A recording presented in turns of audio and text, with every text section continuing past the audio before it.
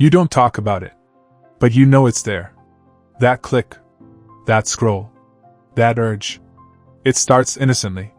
A whisper of desire, a late-night impulse, a private moment that no one will ever see. But something is off. Because afterward, you don't feel pleasure. You feel empty, used, drained. You tell yourself it's normal, that everyone does it. But you're not fooling yourself anymore. Because something in your soul is starving. And the more you feed it pixels, the hungrier it gets. This isn't just about porn. This is about a deeper hunger. A longing for real connection, real intimacy, real power, real presence. This is about the void. And how you've tried to fill it with pleasure. But pleasure was never the answer. So today, we're going to talk. Not just about porn. Not just about lust. But about your soul. Pleasure, it promises freedom, relief, escape. But what does it deliver? Numbness, disconnection, a slow erosion of your will. Porn teaches you one thing above all: to take without giving, to consume without being seen, to experience the simulation without risking the real. You click, you finish, and then comes the crash. You feel ashamed, depleted, not because sex is wrong, but because you've traded the sacred for the shallow. It's a mirage, a loop. You chase the high, but it never satisfies. And here's the truth no one tells you.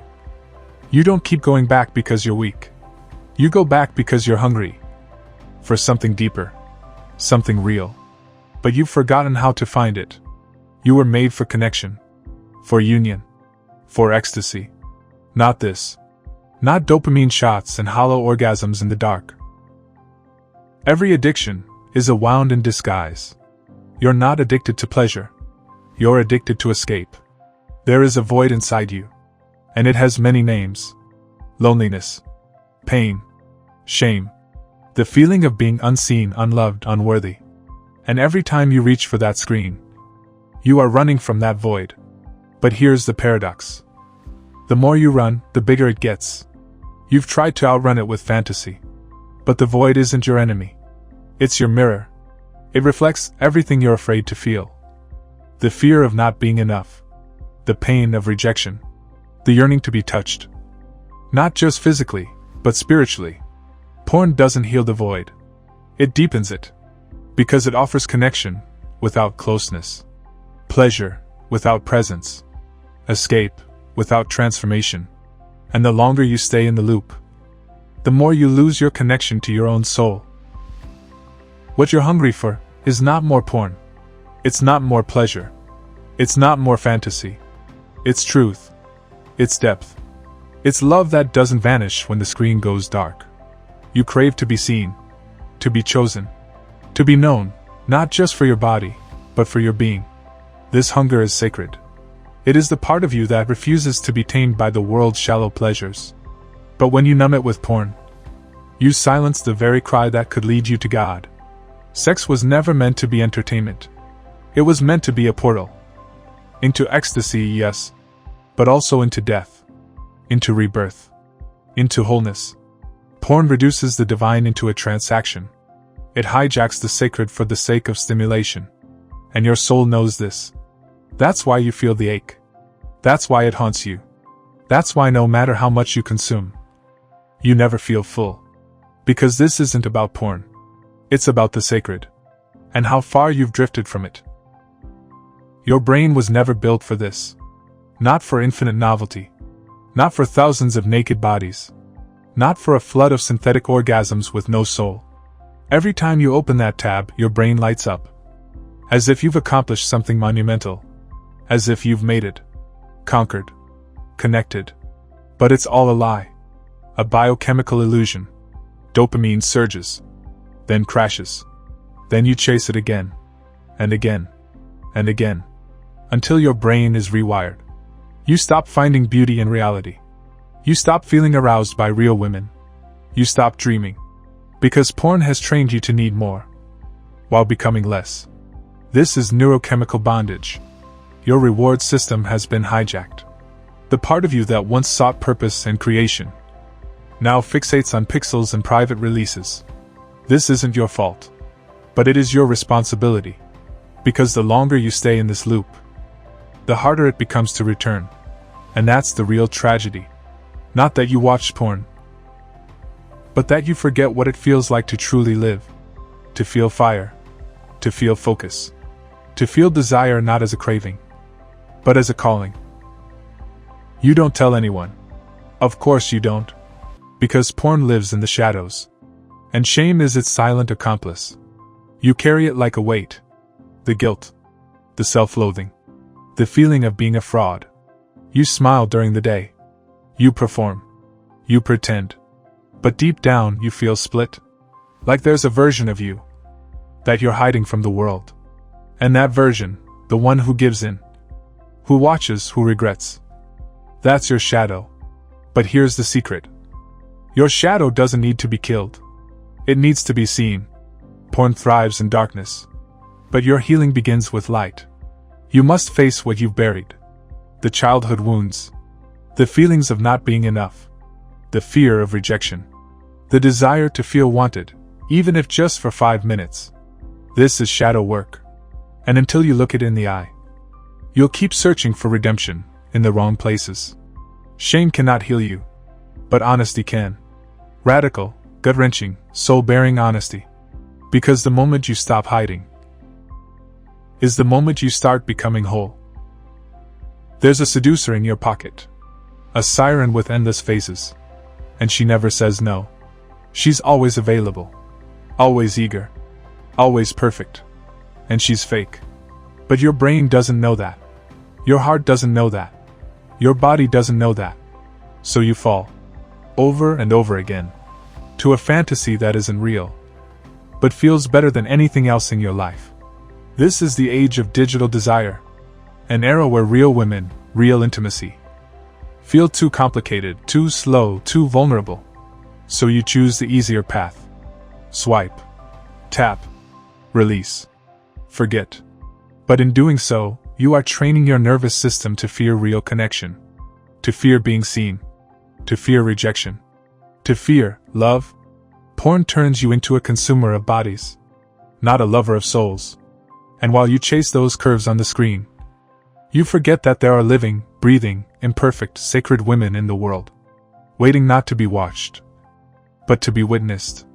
Digital seduction may arouse your body, but only presence can awaken your soul.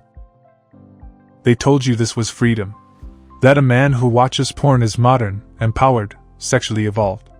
That pleasure is your birthright, and restraint is repressive. But what kind of freedom requires secrecy? What kind of liberation leaves you hollow? This isn't freedom. It's dependence in disguise. A man addicted to porn is not free. He is enslaved to the shallow. You were sold a lie. That masculinity means indulging every impulse. That strength is measured by stamina, not depth. That love is weakness. That presence is optional. But here's the truth. The liberated man is not the one who feeds every desire. It's the one who masters them. Not through suppression, but through transmutation. Not by rejecting pleasure, but by raising it to the level of the divine. Because when you channel your sexual fire into art, into love, into truth, you become something else entirely. You become powerful, present, whole. You become a man of God. Your hunger is not physical. It never was. It's spiritual. You think you crave bodies, but you crave belonging. You think you want sex, but what you want is union. Not the kind found in skin-to-skin friction, but the kind that makes your soul exhale. The kind that says, I see you, all of you, and I still stay. That's what you're really starving for. To be known, to be accepted, to surrender without being destroyed. Porn doesn't give you that. It gives you intensity without intimacy, performance without presence, climax without connection. It's fast food for the soul. It fills your belly, but it leaves your spirit malnourished. You were not made for endless novelty. You were made for sacred depth. And the real tragedy? You've forgotten the taste of real love. You've numbed yourself so deeply that even beauty feels dull now. But that hunger inside you, that ache in your chest after the orgasm fades, that is God whispering, reminding you that you were never meant to feed your soul with illusions. You were meant to burn with truth. You don't need more porn. You need presence. You need purpose. You need a love that penetrates not just the body, but eternity. Inside you is a fire. It's ancient, primal, holy. Your sexual energy was never meant to be wasted. It was meant to be wielded. This fire is the source of your passion, your creativity, your masculine charge. It's what moves mountains, writes symphonies, builds kingdoms. But porn turns that fire inward. Into guilt. Into shame. Into numbness. And now, it's time to reclaim it. This isn't about repression. This is about redirection. When you hold that energy, when you stop spilling your essence into empty release, you become magnetic. Your eyes sharpen. Your voice deepens. Your presence thickens. People can feel it. The world responds to it. Because you are no longer a man leaking life. You are a man radiating power. Transmutation is the alchemy of kings. It is the art of turning lust into love, desire into discipline, sexuality into spiritual fire. And when you master this art, you don't just escape porn. You become reborn. What if lust wasn't your enemy? What if it was just love in exile? Lust is raw power. It's the wild river of life, untamed, uncontrolled. But it's not evil. It's misdirected holiness. Every time you feel that surge of arousal, that magnetic pull toward pleasure, that is life calling to you. Not to waste it on screens. Not to bury it in secrecy. But to offer it to something higher. Lust becomes destructive when it has no sacred aim. But when you aim it toward creation, devotion, connection, it becomes a divine force. You can turn that energy into art, into service, into a gaze that heals instead of devours. When you stop using women as outlets and begin seeing them as oracles, everything changes. Your lust doesn't vanish. It matures. It evolves. It bows before something sacred. And that is where love begins. Not as romance, but as reverence. A recognition that the body is a temple. That sex is a ceremony. And that your desire is holy. There are two voices inside you. One says, just this once. You've had a hard day. You deserve it. The other says, you are more than this.